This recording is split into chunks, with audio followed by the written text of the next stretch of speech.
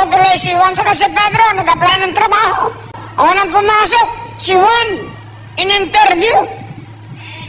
Sabi ng interviewer, sino ang presidente natin ngayon? Sabi niya, Rodrigo Roa Duterte. Tama. Sabi, kailan na-discover ni Magellan ang Pilipinas? March 15, 1521.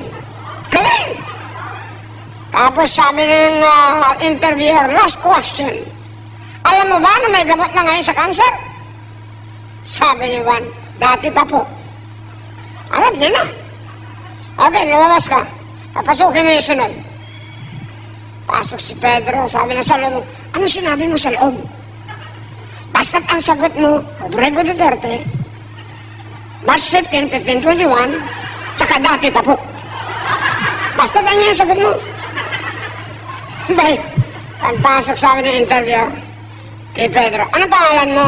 Rodrigo Duterte. Kailan ka pinanganak? March 15, 1521.